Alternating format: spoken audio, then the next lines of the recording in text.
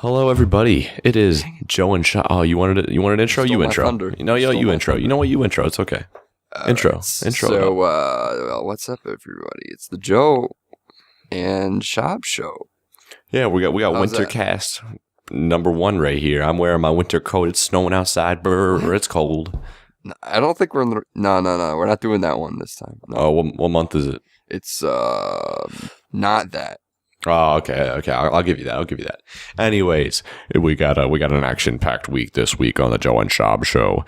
This is June. It's actually not very action-packed. Raw and Smackdown did not have much to bite on. Nope. We have a pay-per-view this weekend, but that's this weekend. So we'll give you our predictions. We'll give you our thoughts on the current stuff, and we'll give you our forecast on the future of the Joe and Shob show. Yeah, is it hanging in the balance? ? No. No, it's just that was clickbait. We have we do have some good things though that we wanna start doing. We wanna start telling you guys about because we wanna do some new things, I guess, to sort of reinvigorate the show because we started doing this this format that we've been doing. It's been successful, so why not try and take it to another level, Yeah, I think we should make it where it's the most fun for us. Like, we are having a good time with it. Because sometimes it's not always, that much fun talking about what happens on Raw and SmackDown. Because it's only as good as the show is that week. So I think there are ways that we can incorporate and do a better job of, spicing the show up. We need to decide, are we a podcast or are we a YouTube channel? I think that's an important question. See, I think what we're gonna aim to do is sort of both. Right? Yeah. So, basically, I don't know if I don't know who's listening to this or when's listening to it, but there's a chance that you're listening to this right now on Stitcher or iTunes. And this will be our debut episode on those services. Right. So, we are going to go into more outlets. We are going to sign up for a Stitcher subscription. I'm going to give Joe the money this week or whenever I see him next, and we're going to do that. We're going to put the episodes up on there wherever we can because honestly, apps like that are the easiest way to listen to these things. The easiest way isn't on YouTube. Let's be honest, unless you have YouTube Red. You can download them, but sometimes you just want to stream them, and I understand that's what I do too. And we want as many options for the Joe and Shob show as possible. There's no doors that need to be closed. And so that's one of the news is as much spread as we can get. Just put it on more outlets because it doesn't hurt. It's a little bit more effort, but it doesn't hurt. It would only help. I think the having it on like Stitcher and stuff too, we can also sort of connect it back to the YouTube channel because I'm back to everything. So Twitter, we're gonna try and be more active on that, and YouTube, like picks of the week that we do. It's not part of the actual show. It's gonna be a YouTube exclusive show, and we still upload highlights and stuff. So and the full episodes on YouTube, stuff like that. We're still going to upload. Like the YouTube channel is pretty much going to stay the same. Content-wise, maybe not, but format-wise, I think the format is pretty decent. So until we come up with something different, maybe. I agree. We'll change it. But until then, the format's good. We're going to keep it that way. Yeah. Now, content-wise. I know you were talking about this. Real quick, I think it's time for a new, a little overused. Like I made it day one. I literally made it day one. So that's true. But yeah, I think it's time to upgrade. So I'm gonna look into something. It was day one. I know how to Photoshop, but I don't have much creativity in that respect. We can maybe like go to a logo site or something like that and spend a little bit, cheap money, and try to find something that looks nice because we don't have to do something that's like a parody of a different design. We could have our own logo that we like. What about Joe and Shob, but the border is like ring posts, and like the bottom is the mat, and like it's Joe and Shob. I could work with that, but we are gonna come up with a new logo. Yeah, that'd be a good. I mean, I wanted to do the old SmackDown logo with the exclamation point, but Joe told me it wouldn't work. I don't know, because the thing about that is that like the "and" would be bigger than your name. What? Yeah, I don't know. We'll figure it out. But yeah, that's a decent idea. I like that idea. We can just try it out. I love that logo. It's so dumb, kind of. I don't know. I like it. We'll figure something out. It doesn't have to be a parody. I think that's true. Like, good idea with the ring posts. I like that idea. I don't like your bad idea. Yeah, you actually do. Thank you. Oh, you don't like my bad idea? That's funny.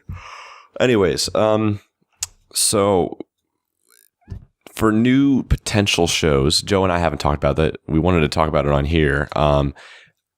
I want to incorporate older wrestling into the show. We only talk about new wrestling, and sometimes new wrestling is not great. Current wrestling, I mean. And why don't we, bring in some older stuff? Like, I had an original idea of we watch Wrestlemania either on our own or together, a Wrestlemania in history. We go through all of them, and we come together and review it. Like, talk about the matches, talk about it, and we would call it like Wrestlemania retrospective or Wrestlemania I don't know. There's a lot of the WrestleManias that like we want to go back and study, and that was something that we'd want to do. And I kind of want to take the idea and expand it and just have a show where week by week it'll switch, and somebody decides what pay-per-view that person has to watch. We have a week to watch it. We don't have to watch it all at once. We come back and we talk about that pay-per-view, like, and what was happening at that time. So we watched like No Mercy 2001, and we get to talk about how there was whatever title match and how Edge and Christian had a ladder match.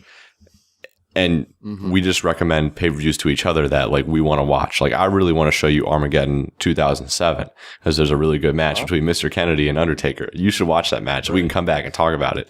And it could be like a short, like 20-minute thing where we go like, wow, this pay-per-view, wow. Or it was pay-per-view, whoa, that's not very good. And I don't know what we call it, but like I want, that'd be a fun way to watch old pay-per-views and watch just like crazy stuff that we've never seen before. Studying up for ourselves, but also maybe it'd be entertaining for people to hear, like, oh, what was happening at that time? Like, why is this pay-per-view significant? Like, why is it not significant? What's the good? What's the bad? What are the title matches? It'd just be my fun thing. It's not necessarily like solidified that this might actually happen, but I'm just throwing out ideas. Audience out there, you think that sounds like a good idea? Chime in.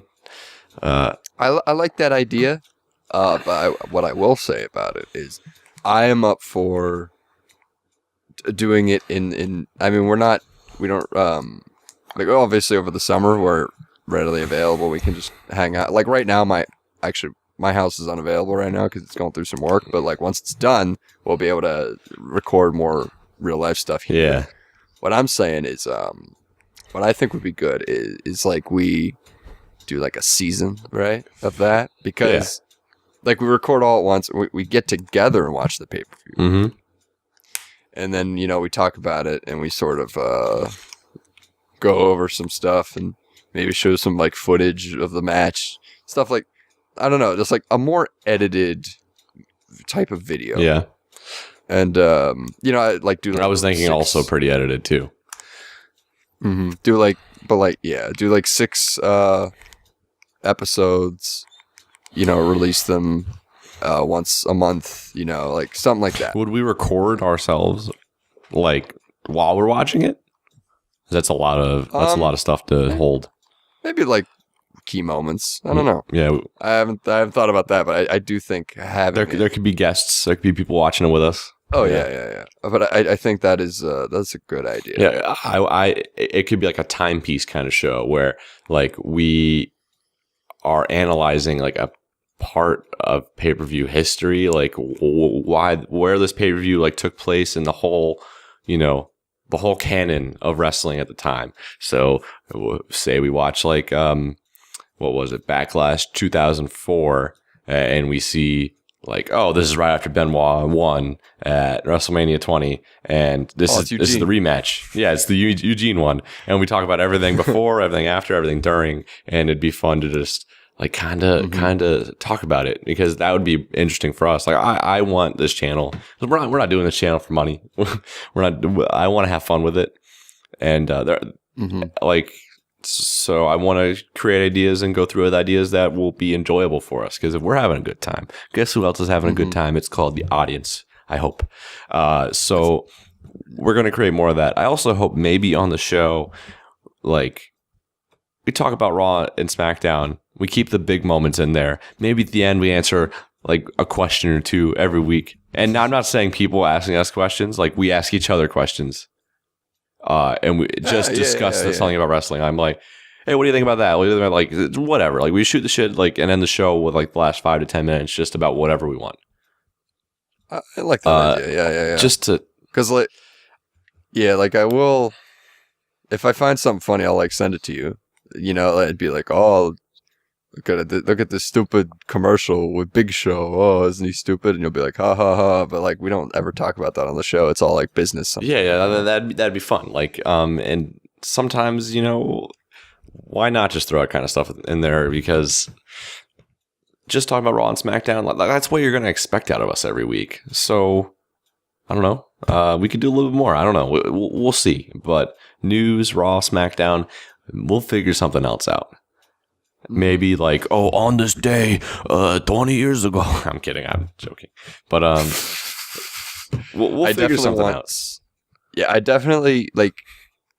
I do like, you know, coming on here and talk about wrestling, because, you know, sometimes it's nice just to like get it out. You know, like, it's something we watch, so it's nice to talk about it. And, you know, sometimes not everyone watches it, and you could talk about it with someone and they'll look at you like you have a third eye sometimes. So it's nice to talk about it, you know, in a good setting where it's, you know, it's normal, I guess.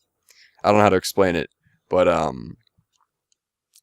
yeah, I will say also that the one thing I think our channel could use more of is creativity, and that's a creative idea, and it would allow us to, like, edit stuff and talk about stuff, like come up with new ideas and be more creative. Yeah, we have a few months where the only thing we have to worry about is our jobs and our free time between our jobs and how we make money. So all I'm doing is going to my job. I'm also mowing lawns. That's it. So, so I record Joe and Shob once a week.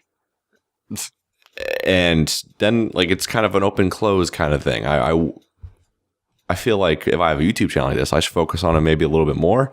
And maybe Joe and I meet up. We watch pay-per-views, like stuff like that. We'll figure something out. But I was going to say, you were saying creativity. I agree. I think our show is good, but I think it should be a little more freeform. Organization is good, but I also feel like we should, I don't know, like, I don't know. We'll figure it out. But it's very, I don't know. It's very Raw and SmackDown every week. Yeah, I know that. Yeah, but I think creativity is a good help there. Yeah, because, you know, we have a lot of fun with like predictions. Oh, I do like predictions. So, you know, that's always like a good part of the week. You didn't even have to deal with your punishment from the last one, big jerk. We haven't figured it out. Yeah. Okay. Well, I'm gonna hold that every. Hey, he actually did go through predictions once. He had to buy me a shirt. So. What a no. Yeah, I did do that. What a nice guy. Half the time we don't even talk about predictions on here. Yeah, that's true. We don't talk about like the actual punishment either. We're going to talk about predictions today. I'm actually going to have a good time talking about that. So, you want to go into news and Raw and SmackDown? I would do that. Sure. So, yeah, I think I'm just double checking here. That's everything I want to talk about on the show.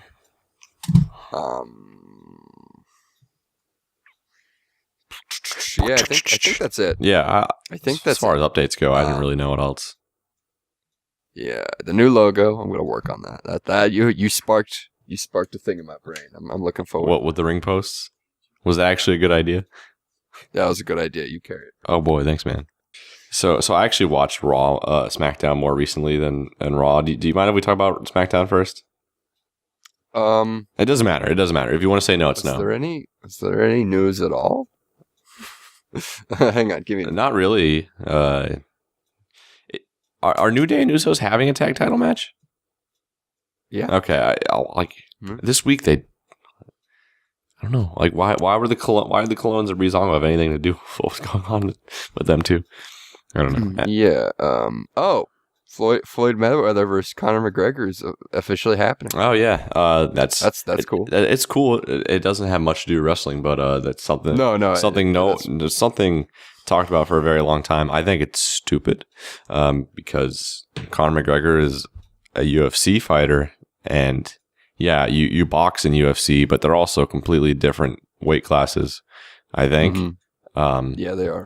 But and I think it legitimizes boxing more because boxing has been suffering over the past many years. Yeah, the last big fight was Pacquiao versus Mayweather. I watched that match live, and as someone who doesn't know a lot about boxing, wow, I wasn't impressed. I watched Mayweather sit in the corner the whole time, guard himself, kind of run away all the time, and then at the end they said he won, and I was like, what? It literally made no sense to me because I thought Pacquiao was the clear winner. That means I must know nothing about boxing. But to me, if I was watching a fight as like a subjective guy, I was like, Pacquiao looked like he landed better blows than him. What is this? Like, no, neither guy got knocked out. So it was, that everybody I was watching that with too was like, that sucked. Like, that was not like a prize fight. Anyways, this poor guys. By the way, he's a UFC fighter in a boxing match. It's obvious that one guy who is the greatest boxer nearly of all time, not of all time, but he's like top 5. I don't think anybody can doubt that. Muhammad Ali's the greatest athlete of all time, so obviously Mayweather's not better than him. But who's going to win in a boxing match? Like one of the best boxers of this generation or a UFC fighter? So I don't even know. It's not even worth watching. Yeah, but Conor McGregor, I think he's the biggest draw in UFC, and so whenever Floyd beats him, it'll be like, boxing. Yeah, it'll be interesting. He doesn't. I don't think Conor cares if he wins or loses because of how much money he's getting paid. Oh, they're getting paid boatloads. Mayweather's getting paid a lot more than him too. Oh, really? Yeah. Mayweather came out of retirement for this match, so. Yeah, I definitely think that it's interesting too to see this because people have been saying for years that the UFC builds their matches a lot like the WWE does, and we can kind of see that here. Yeah, this feels like a weird like main event of a pay-per-view. I mean, it is obviously, but yeah, this is interesting. I honestly kind of didn't think it would happen, only because it's not like Conor McGregor's not a boxer, so this is weird. But whatever, we'll just have to see how it goes. I mean, I'm gonna pay attention to the results. I'm not gonna watch it live because those things are ridiculously expensive. But yeah, they are. You know what? I'm glad it's happening because it could either be really bad or hey, maybe it's good. It's either way, it's interesting. Forgot about wrestling. So we got Money in the Bank this weekend. I won't be able to watch that live. I'm pretty bummed about that. I'm looking forward to it. I'm actually pretty bummed I can't watch it. Money in the Bank's one of my favorite like gimmick matches, definitely, because it's so unique. There's only been like the 13. This is like the 13th, I think. Oh no, I'm thinking there was interpromotional ones, and now there's a women's one. But there's gonna be 2 Money in the Bank matches, so that'll be interesting. I think the 6 men, it was set up pretty well. The rest of the pay-per-view, so, but I'm looking forward to it. What about you? I'm looking forward to it. I would say I'm intrigued by every match. I'd say the Money in the Bank match I'm excited for. Yeah. Ginger Randy I'm intrigued by. Naomi Lana I'm intrigued by. Oh, the me Women's too. Money in the Bank match I'm excited for, but I'm not like confident that it'll be this grand amazing thing because women's Hell in a Cell. Yeah. So, some of these gimmicks I feel like maybe not be like in this, just because that has women in it, it doesn't mean that it's going to be something different, because Hell in a Cell wasn't really different. It was just less. So maybe if I don't know, I'm intrigued. I'm not like, oh, let's do this, Yeah, I think this was set up better and more fitting than the women's Hell in a Cell match. Yeah. I'm like excited this match is happening. I hope it's good. I hope it's really good. That's all I really have to say about it. It's going to be interesting to have 2 Money in the Bank matches tonight, Sunday night. I really wish I could watch it live. I hope I'm home from where I'll be going on vacation. Not telling you guys because then you're going to stalk me. I'm so popular. You're probably going to tell them later in the show. Oh, yeah. I'm going to New York. Anyways. So let's get into Raw. Joe and I watched Raw live this week with our good fan, PJ. Did we watch it live? Oh, my God. We did watch it live. Yeah, I rarely watch it live. This Raw was going on concurrently. At least an hour in, the NBA Finals Game 5 started. Warriors against Cavaliers. And this was an elimination game for the Cavaliers, which means it was must watch. People want to see, is LeBron James going to lose another Finals, be 3-5? He did. But people were more interested in the fact of those 2 teams than Raw. And I think WWE understood that. So they didn't really try very hard for this Raw. They put Brock Lesnar and Samoa Joe at the very beginning, very first segment, and that was the best part of Raw, and you honestly could have turned it off after that and been good. That segment is so good, though.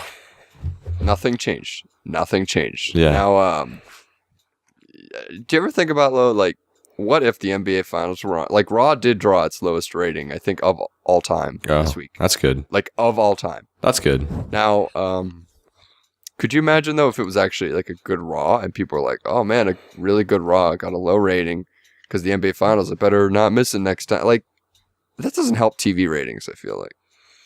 Yeah. I feel like it doesn't help people's interest either. Yeah, I feel like it's ebbs and flows. Like, people, like this time of year, people usually aren't watching wrestling anyways. And even if it's the lowest of all time, like, it's low this time of year anyways. So I think it's just a little bit lower than usual.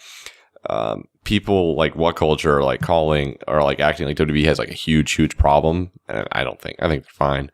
Their network subscriptions are higher than they've ever been. They've gone up in a curve. Like, they've gone up really, honestly, rising consistently.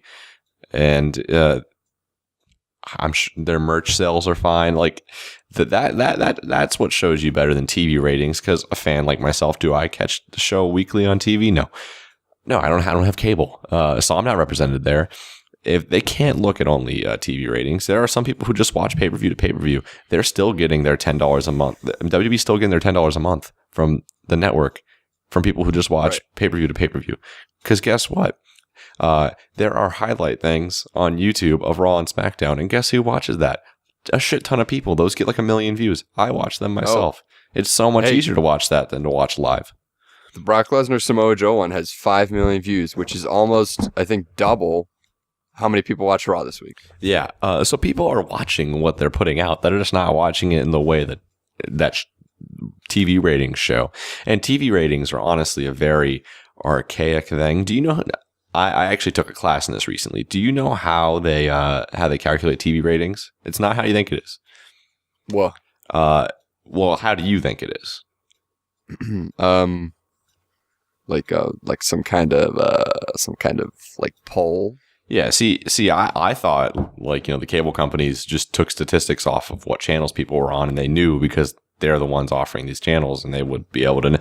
No, there's actually something called a people meter, and there are certain households in America, not that many. It's only in the low. It's like in the thousands. Not even like the 5 digits. I believe it's almost to the 5 digits. Might be in the 5 digits, but there are people meters, and people keep track of what they watch throughout the day, and they press certain buttons on this meter. It's like a little, like this little weird, like rectangular box thing, and you press when certain times when you are watching TV, and you track what you're watching, and they will create ratings off of these people meter households, and these people meter households represent like thousands of houses. So one thing of what these people meter households watch represent thousands of households, which is obviously so inaccurate.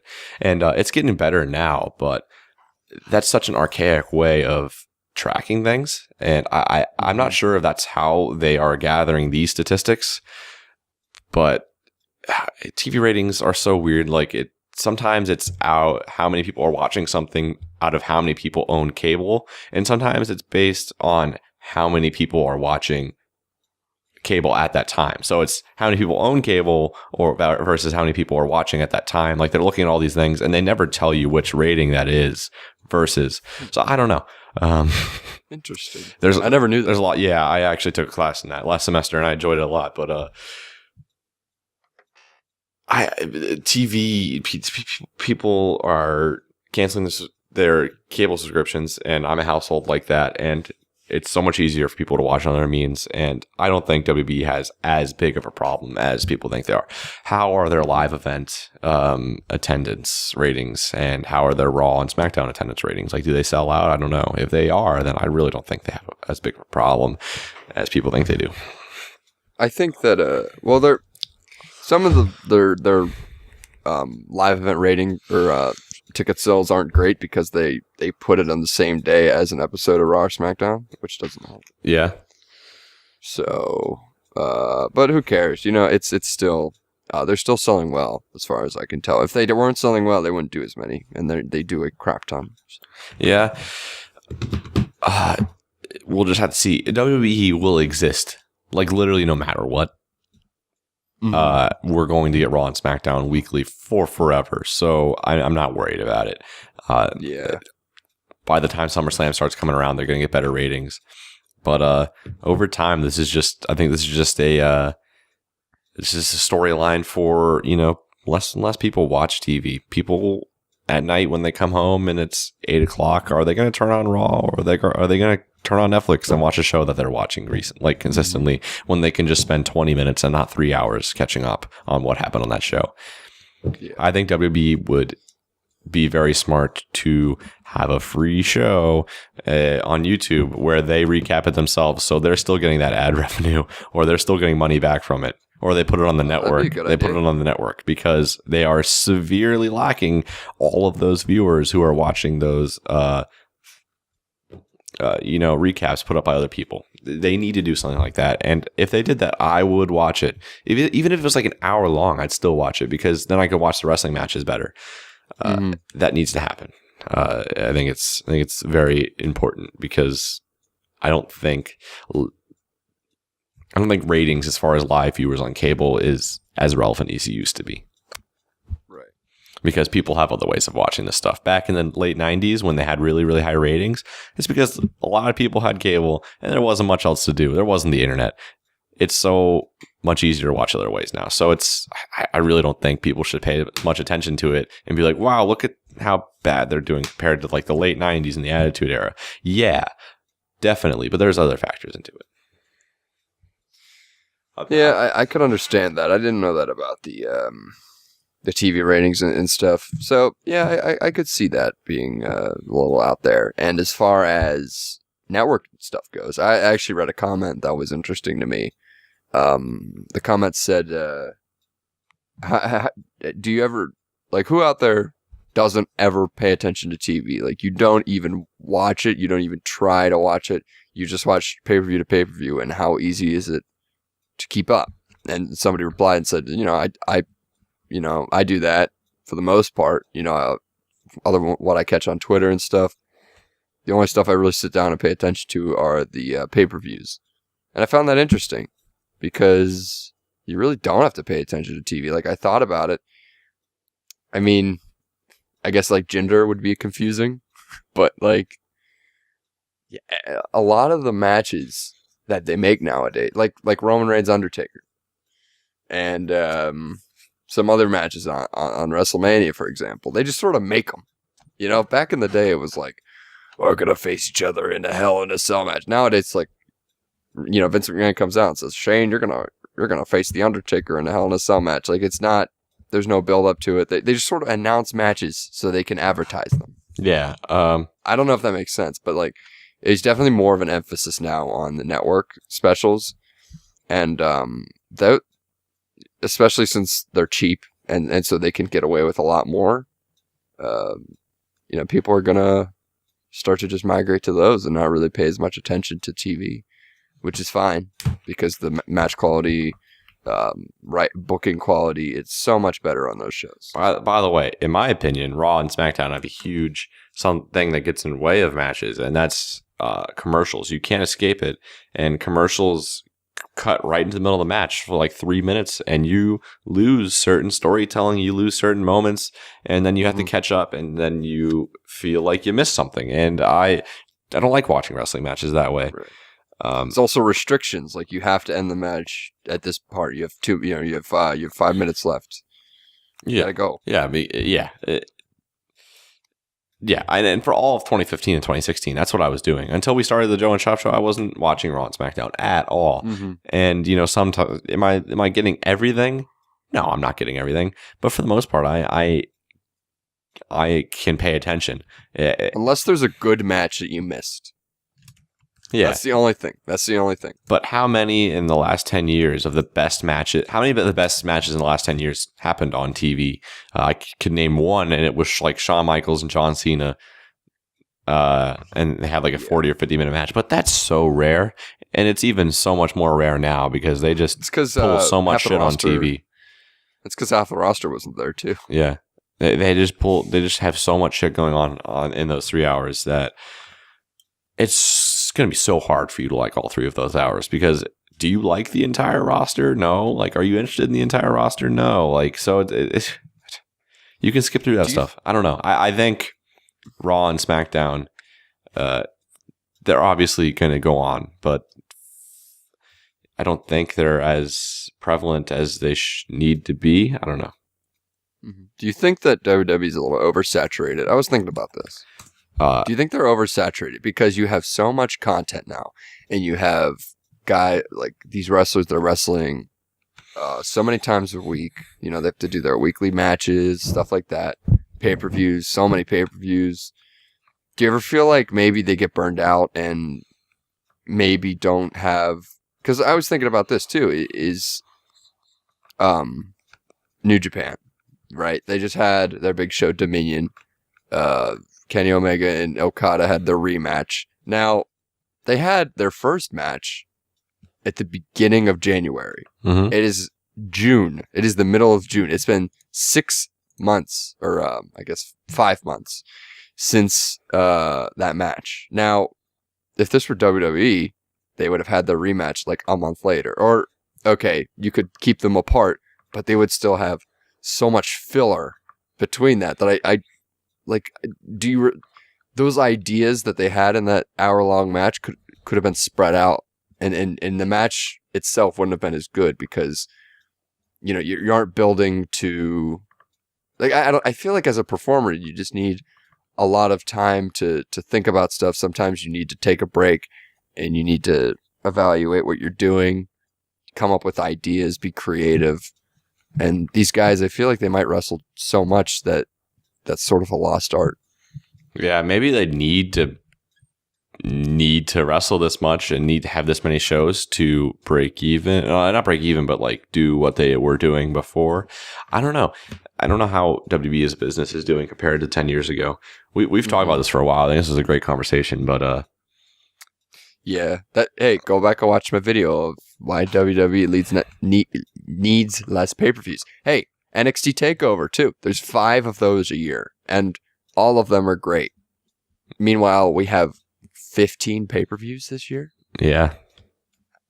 And, I mean, Backlash we just watched, it was pretty all right, but, like, imagine taking, let's say, each brand has 8 pay-per-views a year. That's just being generous. Yeah, there have been 3 in 4 weeks. Because I think Backlash was May 21st, and 4 weeks later, on the 18th, we're going to have Money in the Bank. It's crazy. So 4 weeks. 3 pay-per-views in 4 weeks. That is too much. Things aren't as special. But whatever. So you want to talk about what was on Raw? Sure. So the only thing I think personally worth talking about is the Samoa Joe and Brock Lesnar segment. They saved it for first. Brock Lesnar comes out and Paul Heyman's talking him up and talking about how Samoa Joe was the worst case scenario, which is building Samoa Joe up. He's like, wow, I actually have a competitor. And I agree, this match is going to be two big brutes. It's going to be like a Goldberg versus a Brock Lesnar, where it's just these two big guys, and it's going to be a big, a big brutal affair. Like it's going to be these two guys who are huge, obviously, and they're just going to kick each other's ass, and it's going to be fun to watch. I think it's not like a small guy versus Brock Lesnar, like Finn Balor versus Brock Lesnar. There'd be a storyline of like, wow, Finn's a small guy. He's going to have to really face the power of Brock Lesnar. But Samoa Joe is a huge guy too. So it's going to be just these two guys colliding, and it's going to be fun. There's a lot of people who think it's going to be a squash match, and I just totally disagree with that. This is going to be a great match. Definitely. Yeah. Uh-oh. I love this. Uh-oh. Uh-oh. Uh-oh. Uh-oh. I get it. Don't worry, I muted it. Oh, you muted it, but then you unmuted it just so we could hear it again. I unmuted it so you could hear me go, I unmuted it. So, did you like this segment? I thought it was great. Yeah, I love this segment because this is actually sort of reminiscent of the segment with The Undertaker and Brock Lesnar before their SummerSlam match. Yeah, with the entire roster coming out to stop them, just to like build them up as huge guys. Except this is Samoa Joe. Yeah, The Undertaker was old at that point. Brock Lesnar was obviously he was there to stay. Like this is an up and coming guy being held back by the entire roster. That makes him look awesome. Yeah, I agree. And he's really getting a star power treatment. Compare the stuff with Undertaker where he had these marquee matches with The Undertaker. The Undertaker was being held back from him, and I'm gonna kill you, and stuff like that. Compared to his rivalry with Dean Ambrose, where the entire premise was, I'm gonna beat you up, and then you're just gonna keep getting up, and I'm gonna beat you up, and then eventually you're just not gonna get up anymore. Like that is not a marquee rivalry. This is being built as such. Oh yeah. This is exciting. I really hope like it gets like 30 minutes, and it's just like a crazy affair. Brock Lesnar matches are rarely ever 30 minutes, so we'll have to see about that. But anybody who's saying it's going to be a squash match, I couldn't disagree with you more. I think it's going to be like a real match, like Great Balls of Fire. Like people have doubts in it, so they're going to try to dispel those doubts.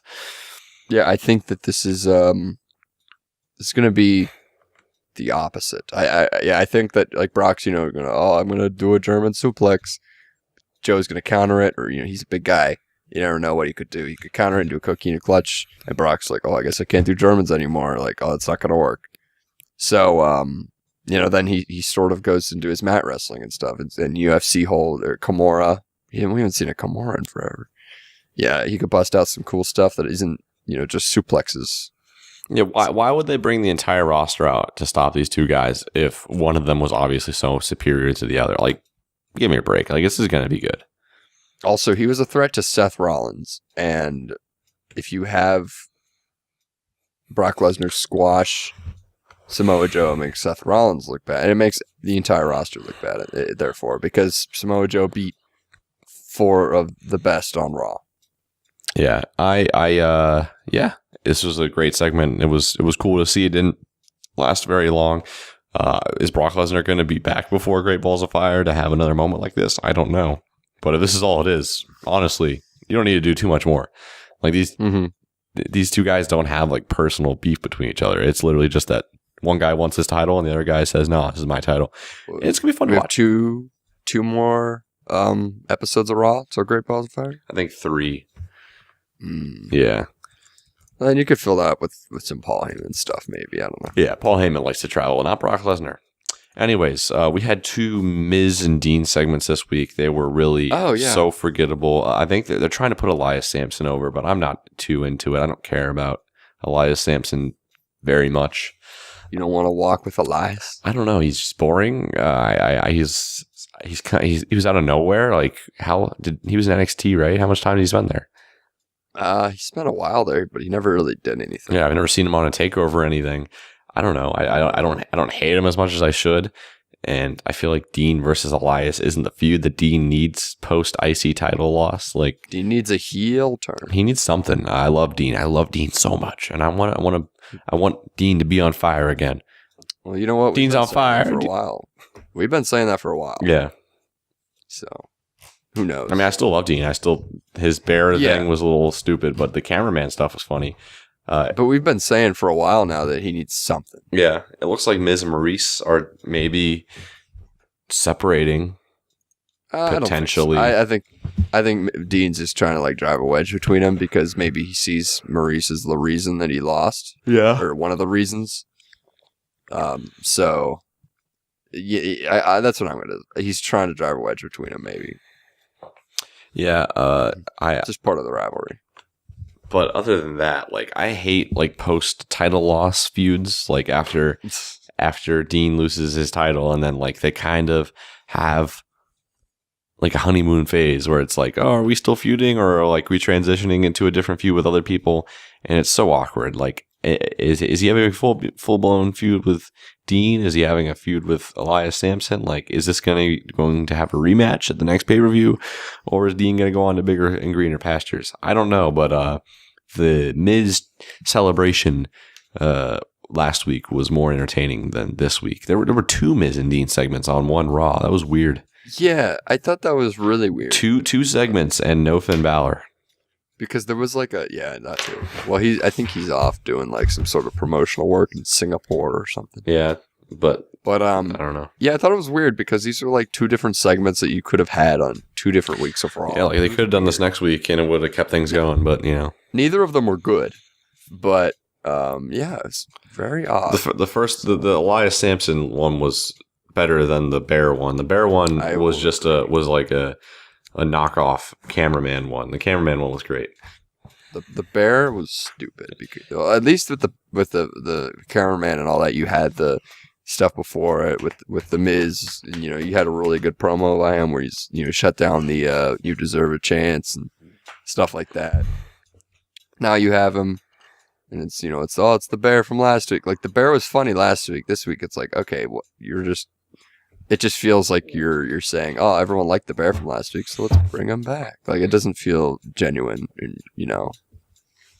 because there's genuine comedy in saying, what if we just had a bear in this celebration? That'd be kind of funny. And then there was just some random guy in it, like, oh, people would be like, oh, what's going on there? But this week it's like, oh, let's do it again. Yeah, not that great. And I was watching Raw Live, and I don't usually watch Raw Live, and I was just like, oh boy, how good is this? This is great, so good.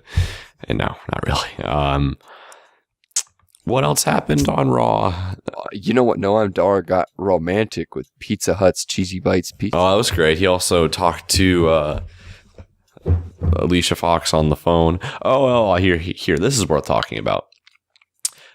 Bayley had an interview with Corey Graves, and this was an interview because the last few weeks Bayley has been not what she has been before as far as being over, and this didn't do it. This could have been a chance to dispel the hate and dispel any doubt you had about her after losing 2 pay-per-views in a row. That she could have come out and been like, you know what, things are going to change. I'm going to get that back. She didn't do that. It was so much. It was literally the opposite. Oh God. What did you? Yeah. What? Keep going. I wasn't paying attention as much, but was this segment actually called Extreme Disappointment? I don't remember, but I was extremely disappointed. I saw a picture floating around that said that, and I'm like, was that actually what it's called? And then I saw it again, and I'm like, oh, is that seriously what it was called? Yeah, but I don't know. I don't know. All I know is that Bayley could have been like, I'm going to change. I'm going to do whatever I can to get that title back. And if that means I need to go extreme, if that means I need to change myself, I will do that. No, she said, all I know, I don't know. She said, I don't know, but all I know is that I'm going to be me. I'm going to stay me. And Corey Graves is like, oh, you can't win a title by hugging people. Because Bayley's like, oh, my number one thing to do is make people happy. And she's like, yeah, it's nice as a life goal, but it doesn't work in wrestling. And she didn't deny that. Oh God. She was like, oh yeah, no. Yeah, I'm just going to be me. I'm Bayley. I'm going to stay me. After losses like this, is staying Bayley the thing you got to do? I don't know. Like, she could have done something. You can stay your character and also kind of be a little on the edge sometimes. John Cena was the same guy for 10 years, but did he have moments where he was a little bit, different to get what he needed? I don't know. I think so. Right. What about with Miz and the Miz before WrestleMania? He called him like a pussy. What? That's not a face move. I don't know. It's confusing sometimes, yeah. But hey, Bayley's going to stay herself, so that means that great things are to come. I'm not feeling great about the Raw Women's Raw. I think I'm glad Emma's back. That's great, but that was a great moment. Yeah, I love the women's division in general. I want to love the women's division. I feel like they need a lot more wrestlers. Like they need more people on TV. I don't know. I don't like what they're doing right now on Raw. It's better on SmackDown. Natalya and Charlotte had a great match this week. But it was actually really good. But on Raw, God, I don't even know what's going on. I don't want to see Dana Brooke. She's bad. I know I just said I want to see as many people as possible, but I want to see great wrestlers. And Asuka is. Why is she in NXT? She needs to come sooner than later, because they need help. I want to see Ember Moon. I want to see Peyton Royce. I want to see Billie Kay. I want to see Ruby Riott. I want to see them. I need NXT's developmental, and we need bodies up here in the women's division, in my opinion. You need people. Mm-hmm. So that happened on Raw. I think literally the only thing else to talk about is that title match. Well, actually, real quick, though, if we're talking about Bayley here, she. I really just don't know what they're gonna do with her. I have no clue, and I'm curious. I guess is she gonna have like a hugging storyline where she just goes around and hugs people awkwardly? Oh, she hugged Corey Graves really awkwardly. It was really good. She's the same as Sasha Banks right now. Sasha Banks had her really good run, and Sasha Banks went into a rut, and it looks like Bayley's about to enter that rut, if you ask me. Hey, at least she made Emma tap out. Huh? Yeah, the returning Emma comes back to tap out. Yeah, sadly. I want Emma to do things. She's doing something, at least. Emma's never been women's champ. You know what? I'd like to see Alexa and Emma. I would love to see Alexa versus Sasha Banks, but they're not doing that right now for some reason. I don't know what they're doing. There's no main feud for the title right now. I'll tell you that. Nia Jax. Oh, I don't want to see that. Botch. Alexa is getting. I think she was getting hurt by the Bayley feud too, because of just how poorly they were treating Bayley, and her by association was sort of getting a bad rep. Because that This Is Your Life segment was awful. The match was awful. So she's got a lot to come back from. She's got to do something. Hey, she's still champ. When you're still champ, you can still do things. So I'm still confident something's going to happen, and they can turn it around. But it's bad. Anyways, so we got a 2 out of 3 falls match for the tag team titles on Raw. I guess they knew no one was watching, so they're like, let's throw a title match, see if someone watches. And there's the Hardys versus Cesaro in a rematch. And when I heard 2 out of 3 falls, you're like, wow, this is going to be like a 40-minute affair. Like they're going to really fight for these falls, and it's going to be a great match. That's what you think on paper when you hear 2 out of 3 falls. You think Iron Man matches where it's it's hard to get those falls, but they come. And Revival DIY. Yeah. And guess what? This was really bad. I hated this. It wasn't any of the wrestlers' fault. They're obviously all very skilled wrestlers, and they were put into a situation where it was extremely difficult for them to succeed. It was nearing 10:50, and the match hadn't started yet, and Raw usually ends around 11:05. You cannot have a 2 out of 3 falls match when you need to finish it in 10 minutes. It's so pathetic. The first fall was, I think, exactly 1 minute. Yes. And it was I think Sheamus did something in the corner, and Jeff landed weird, so it was I guess that makes sense. It 2 out of 3 falls match like this bothered me so much, because in a 2 out of 3 falls match, it should be equally as hard, just as hard to get a fall as it is in a regular match, right? Maybe not near the end after you've been wrestling for a while, because people are more beat up, but stuff that wouldn't usually get a pinfall and get a victory in other matches will get a pinfall here. It just feels like such bullshit. This match was so rushed. I mean, it started to get some steam near the end, but you could tell that they were literally having to just throw something out there. When I thought in my head that Cesaro and Sheamus versus the Hardys were going to main event Raw for the tag team titles, like on paper, you think about the potential for that, and you think, wow, this is going to be awesome. Like, cool. No, it was so bad. It was terrible. Completely terrible. Like, so yeah. Fall number 1 happens a minute into the match. Fall number 2, Matt Hardy, beats him up, gets the second fall. Fall 3 is a count out, double count out. Yeah, that'll get people to stick around to next week. Yeah, I mean, look, it doesn't hurt either person, but and Cesaro and Sheamus keep their like there was no definitive win, and you end Raw like feeling like empty. It's like there was no.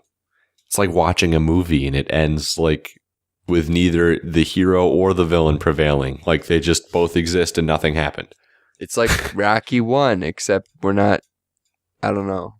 Except Rocky 1 had a reason for it. Rocky 1 was really good too.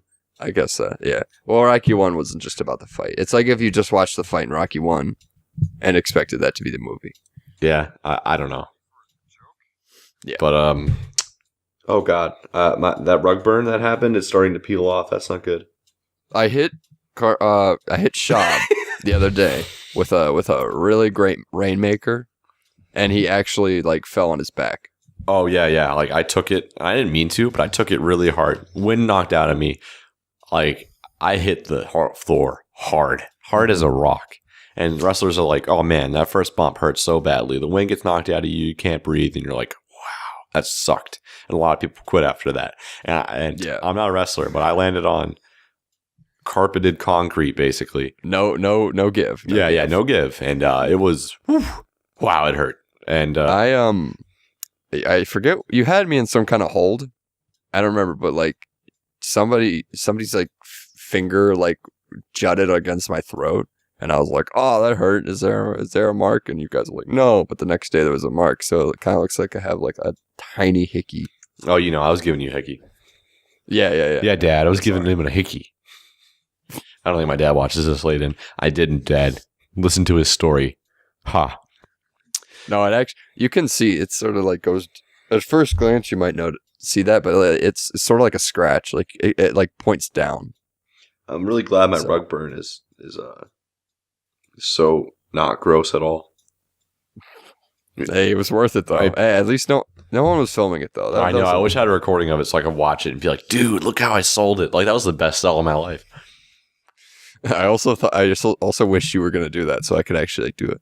By the way, anybody who's watching a really boring wrestling show and you want to have some fun, make a bag of popcorn, put it on a high up place, and challenge your friends to have a popcorn on the pole ladder match. Yeah, we had a popcorn on a pole ladder match. I made popcorn and I was like, hey, yeah, I'll share it with you guys. The popcorn was delicious. And the joke was I took the popcorn out of the microwave and I'm like, oh, you want the popcorn? And I threw it at him and he had to catch it and it burned his hands. And then he burned it and put it on my face and my face burned off. I'm dead now.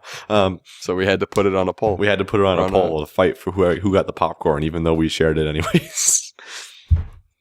I'm going to attend to my wound real quick. Can you introduce SmackDown? Because I'm bleeding. Oh. All right. Yeah, I'll be okay. Don't worry.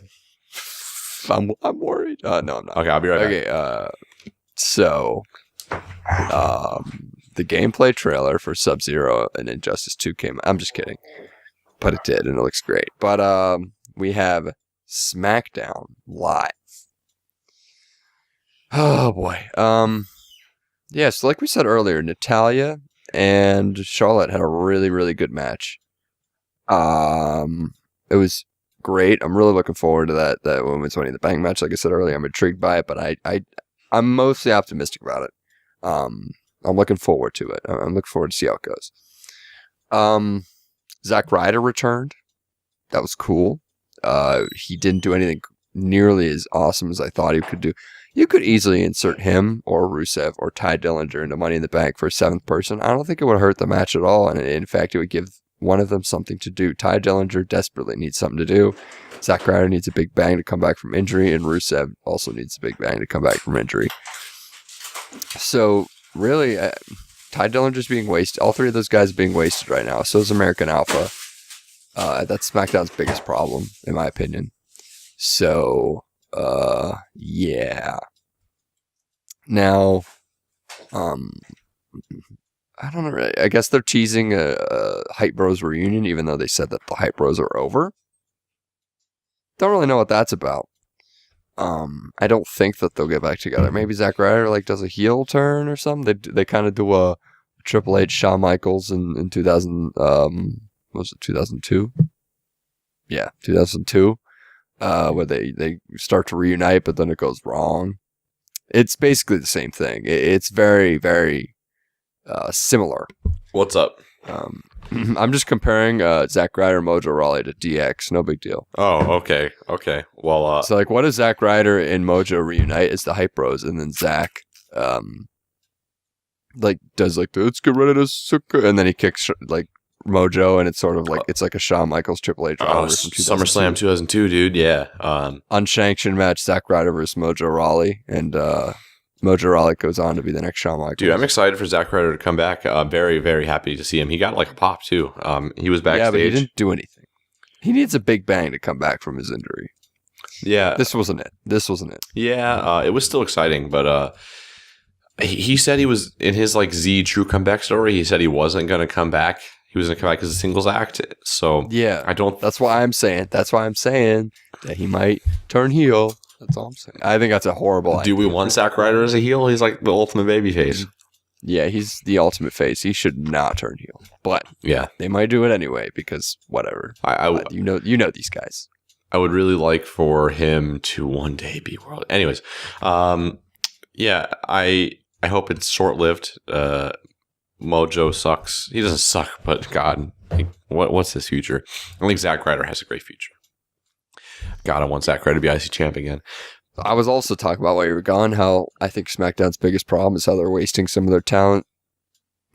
Rusev, Ty Dillinger, American Alpha, Zack Ryder, I guess. Yeah, they sometimes forget they have talent and then they remember. So there will be dips when their talent doesn't do anything. The Usos didn't do anything for 2 years. Tyler Breeze and Fandango didn't do anything for 2 years. They just forget and then they remember, and it's weird.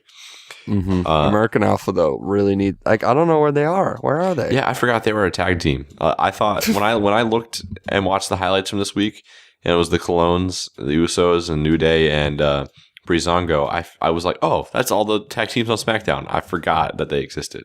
That's not a good thing. Put them on TV. They're the best there is. Right. Yeah. And we were talking about Superstar shakeup back in the day. We were like, oh, I wonder if he's going to get shaken up. I predicted the club would go to SmackDown, and I think I predicted that American Alpha was going to Raw. Now, imagine that actually happened. Those teams would be doing great things right now. Yeah, that'd be a great move. Now both of them don't do anything.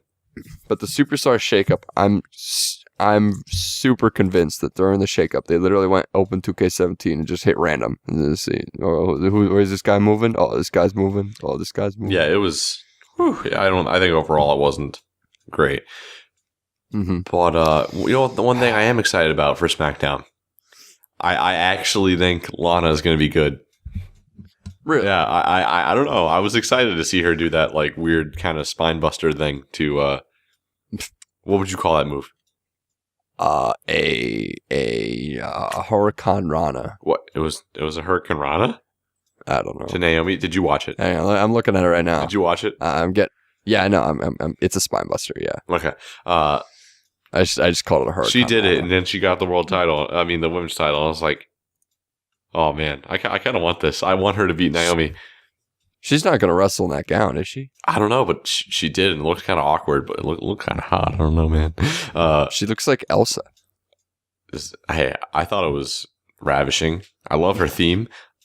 Oh, her themes were really catchy. Yeah, the problem is everyone was saying, we want I love that people want Rusev. I want Rusev just as much as everybody else. And I so want him to interview in that world title match of the Money in the Bank on Sunday and get the title from Jinder. Oh, I'd love that.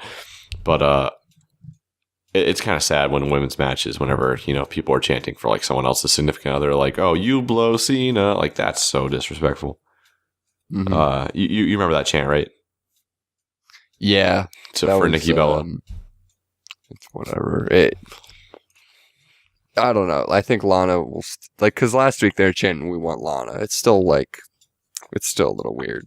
Yeah, it's still. Yeah. I want Lana. But anyways, I don't know. I'm excited to see what she can do. Like I said, I want more bodies, and I don't know that she's bad yet. Maybe she is okay. Is she gonna wrestle in that dress? Would I mind? No. It'd be interesting. It'd be interesting, but I'm excited to see what happens. More people, trying things out. Why not? If she's a women's champion, is that maybe a bad thing? No. Is that maybe a good thing? No. It'd be an easy cash in for somebody, I think. Is she going to win clean? Probably shouldn't. I don't know. But imagine Rusev's world champ and her as women's champ, and they have like a little stable. I'd love that.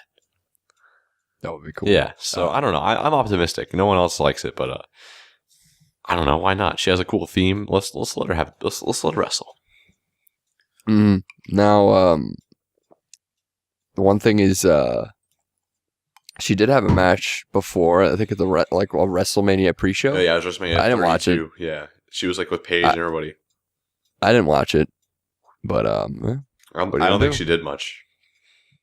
Really? Yeah, I don't think she did much at all. Yeah. Oh well. So, what else we got? All the Money in the Bank stuff. But we should talk about that last, right? The tag team match was fun, but it's predictable. We could talk about Jinder Mahal doing his little celebration. He had the rug out. Yeah. Randy Orton comes in, RKO's him, does like a little oh. He was actually getting booed pretty badly. Like whenever he does the RKO, and then everybody was like, "Thank you, thank you." I was like, "Oh, I didn't know people liked liked that much, or people dislike Jinder that much." So I guess people do dislike Jinder just because the the foreign heel thing is always going to get a lot of boos. Yeah, I guess people like chanting USA. They're doing less of the foreign heel thing and more of like he's making fun of his legacy. He's like, "Oh, I made fun of your father," and like they haven't done anything with that. So more to see from that, but because he hasn't called anybody haters. Did he call people haters this week? Haters. Yeah, he did a couple weeks ago though. I still think it's his character. Yeah, I think so. I still like Jinder as world champ. I don't know. Is Randy going to get back? I don't think so. I adamantly think that Jinder is retaining this weekend. But this was a cool RKO. He came out and people were chanting for Randy, and he's a face. So I don't know. I was surprised people actually chanted for Randy. I thought most people were just like lukewarm about how much they care about Randy. Yeah, I think it's more so just Jinder, not Randy. Well, yeah, it means either way something's working. These people either hate Jinder or like Randy. So if they hate Jinder, I don't know. I don't hate Jinder. I mean, I'm liking him so far. Yeah. So I liked this. It doesn't feel like the world title though. Like this doesn't feel like the main event of SmackDown. The main event of SmackDown is actually like the ladder match, which is crazy. I think the ladder match might main event the pay-per-view. I desperately hope so, because that means I have the best chance of watching it if it does main event. True. Because I'll be driving, so I want it to be later. Because I was like, "Hey, Mom, 8:00 on Sunday. Where am I gonna be? We're gonna be driving." She's like, "Probably." And I was like, "Oh." She's like, "What you gotta do?" I'm like, "I gotta watch wrestling." And she's like, who cares?" I was like, "Oh, you cool. Use your data, I guess." Oh, that'd be way too much data. See, you go on Twitter to see who wins. Oh no, I don't want to. I don't want to be spoiled. I want to watch it live that night. Gotcha. Like later in the night. So ain't nobody spoiling me in that group chat, okay? I had to do that on in TLC. So. Yeah, I think me and PJ watched it. Me and the guy who joined the show a couple weeks ago just for a one-off episode. I think we're gonna watch it, so maybe we'll do a review. Yeah. A reaction. Is there literally anything else to talk about on SmackDown? Oh, the 6-man tag, but it's more of the same, really. What do you think about? What do you think about? Why did Shinsuke go up there and take the briefcase? They always have this segment where somebody grabs it and they're like, "Well, I might do it." Like Jericho. Remember when Jericho did it? Yeah. No one who ever does that ever wins it, though. No one ever. So Shinsuke's not going to win it. He's winning too much for him to win it. Kevin Owens, I think, could win it. I think Baron Corbin will win it. Sami Zayn has a good chance. I think really everybody in this match has a decent shot at winning it, which is cool. I think everyone has a decent chance, but Dolph Ziggler. Even then, though, honestly, Sheamus won it a couple years ago. Honestly, yeah, they throw weird curveballs. If you want an example, Jinder Mahal is that weird curveball. Also, Tamina looks like she wrestles in normal clothes. It's not believable at all. I will say this. I think either one of these Money in the Bank matches, we're gonna see one of them. We're gonna see an oddball choice. Yeah, I love oddball choices. Because Money in the Bank winners should be oddball because these are people who can't win it, win the title naturally. Either Tamina wins or Dolph Ziggler wins. I don't think either of those are gonna happen, but I don't know. I don't know. It's just an idea. That's all.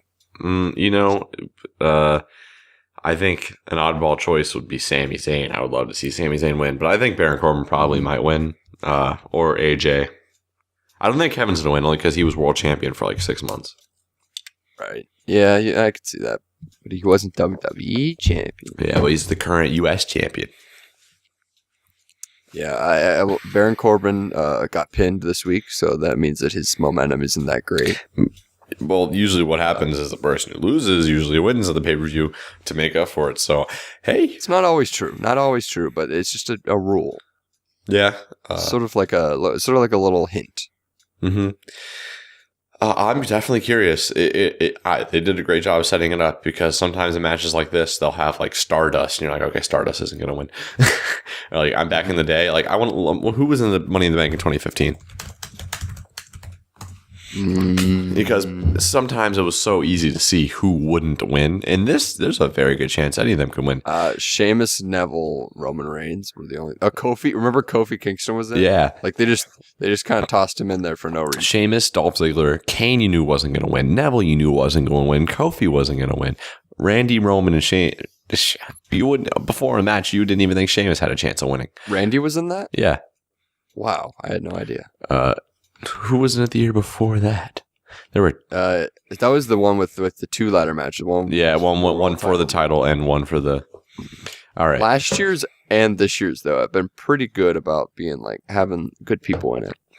In 2014, the contract was Seth Rollins, Kofi, Dolph, Dean, RVD, and Jack Swagger. You knew Jack Swagger, RVD, and Kofi weren't going to win. Oh, and Bad News Barrett. Because he got injured beforehand, but he was advertised for the match. Yeah. I think.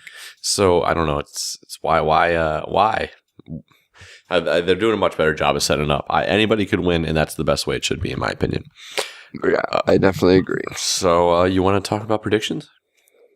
Yeah, let's do some predictions. There's only 5 matches. Yeah, I think some of these might go long. Yeah, that's good. All right, let's do the Money in the Bank matches last. Okay. All right. So, SmackDown Tag Team Championship. Usos versus New Day. Usos are going to win. Mm-hmm. Yeah. The feud would be too short if the Usos lost it the first time.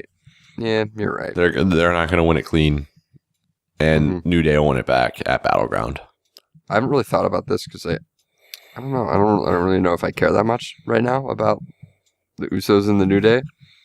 I want to see New Day as SmackDown champions again. I'd love to see that. I do think they'd be the first one to win both, right? I think this is going to be. Yeah, I think they would be. So this is going to be a oddball, sort of what we saw on Monday, maybe a double count out. It's not going to be clean. This match, it's not going to end. It's going to end with a disqualification or something. That's what I'm predicting. Yeah. But, basically, Usos are going to retain. That's what I'm going to say. All right. Naomi versus Lana. I'm going to go... this one's tough. It's so tough because you have no idea what Lana's going to do.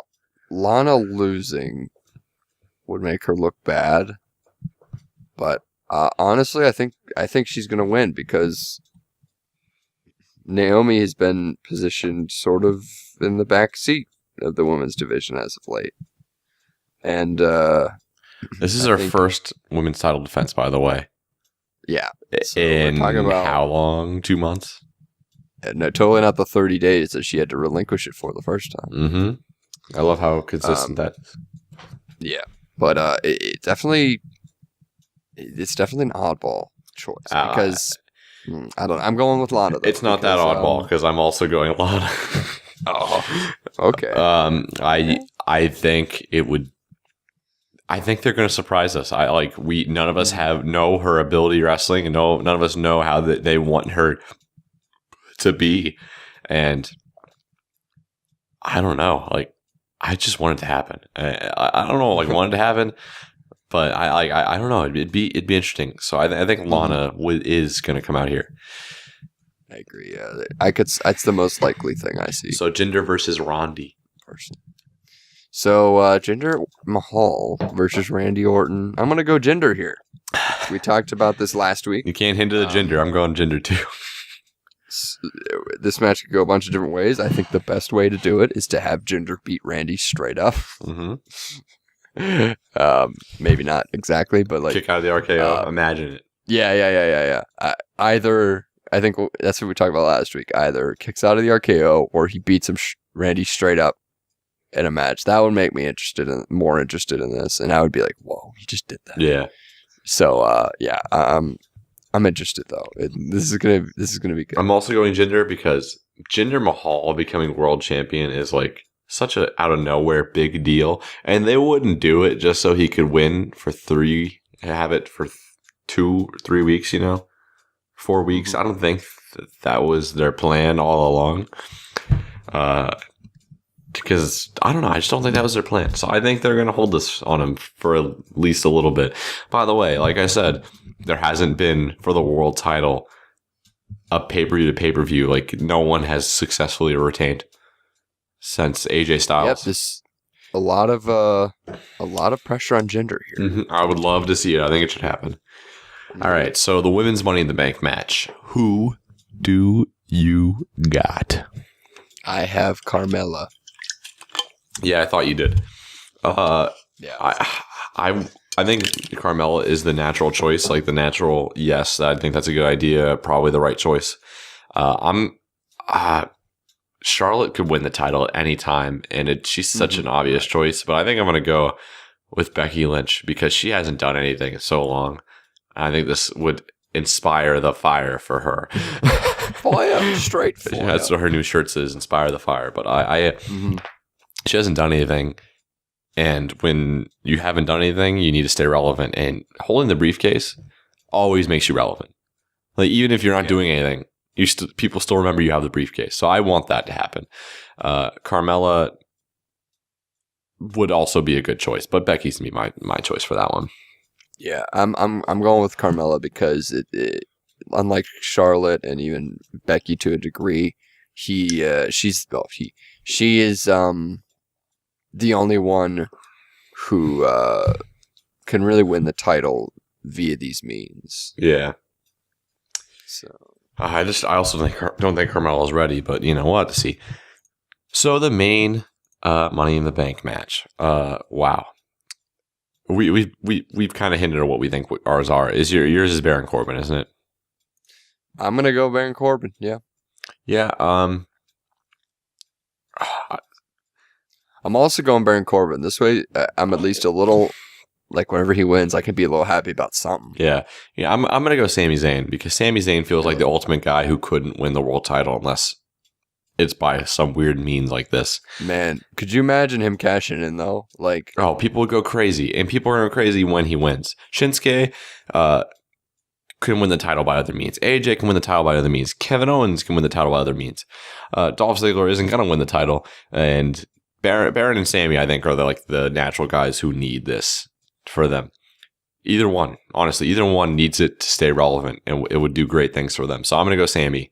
But Baron's also a great choice. You did a great choice there. But I would love to see Sammy win, and I think that's a good choice. I definitely would rather see Sammy win. That would be one of the greatest cash-ins is Sami Zayn cashing in. Sammy's cashing in, hits the hell of a kick. Yeah, that. Jinder's down. He would cash in on Jinder. That'd be perfect. Yeah. Because remember Jinder pinned him in the number one contender. Oh, you're right. Yeah. Oh, wow. Who created a story? Right here. All me. Actually, you did it. You did it. It wasn't me. All right, guys. That was a Joe and Shob show. I wish I could watch it this weekend, but whatever. We have some changes coming. We're hoping they're all we think they will be, and we hope that you are interested as much as we are. We will see you next time on the Joe and Shob show. There won't be picks of the week this week. We're busy and we're transitioning, but there are new things on the horizon, and we hope that you can catch some of these episodes on Stitcher in the future. So look forward to that. We will link and we will update you. Joe, you have any closing words? The Raw sucked, SmackDown sucked, but hey, Money in the Bank, I'm looking forward to it. What is your favorite WWE gimmick match? Like, that's not a normal match.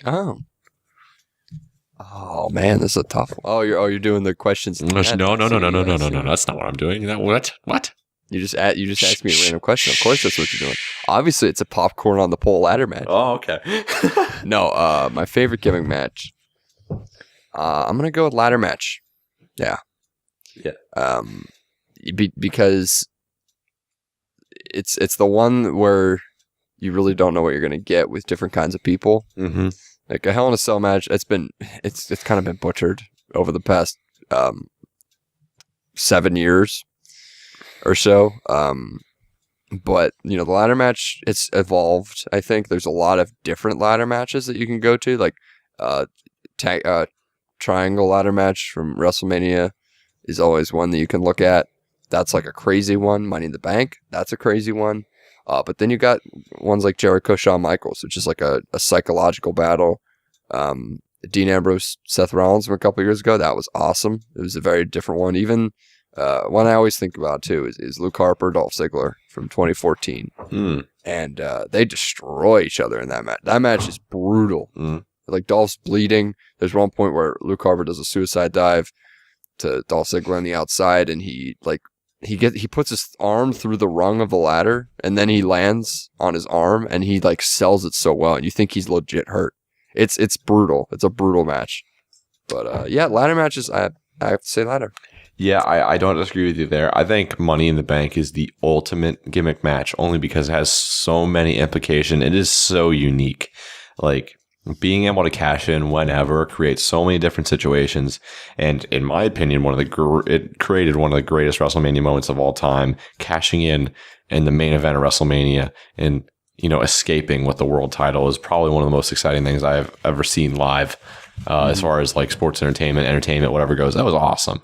And it's just such a unique thing where this guy can say like, oh, I can come in whenever. And whenever Edge did it, New Year's Revolution 2006, like it just creates so many exciting situations, and they have to earn it by this crazy ladder match where all these guys are going through everything. So I really think Money in the Bank is awesome. Also, so I'm hoping this weekend's great. Second, favorite gimmick match is the Royal Rumble. Oh, Royal Rumble's great. We can't forget the Royal Rumble. But even though we would like to, it hasn't been a Royal Rumble in like 4 years, 5 years. Yeah, we would like to forget the past like 5 of them. But Royal Rumble's a close second because there's a bunch of Royal Rumbles actually where I'm like, yeah, those are awesome, and there's a couple that are actually like amazing and I think are great, but there aren't enough of them, so I can't really say it's my favorite. Yeah, there should be what I'm hoping for one day before I die is that there's actually a Royal Rumble that is so good that people say it's their favorite match of all time, and people are like, yeah, I can see that'd be sweet. My favorite match is WrestleMania 22, the Playboy Pillow match. It's really good.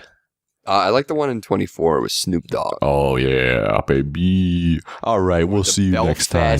The Belfast Brawl match at WrestleMania 24. Oh, great. Or the I don't know. You're being sarcastic, aren't you? I was gonna mention what's like the Howard Finkel suit thing. Was that at WrestleMania? I have no idea. Whatever. I'll tell you the best WrestleMania match of all time: Michael Cole versus Jerry Lawler. Let's be honest. I was about to say. Yeah, well, we share all the same Hey, opinions. the next month they fought each other in a kiss my foot match. Are you kidding? I'm not Did kidding. someone- And JR was there, and he was a wrestler. Did somebody kiss anybody's foot? Yeah, That is. I think Michael Cole won, but then Jerry Lawler made him like kiss his feet. Yeah, it was Michael Cole and Jack Swagger versus Jim Ross and Jerry Lawler. I hate wrestling. We'll see you next time. See ya. I can't stand wrestling. Wow. Oh.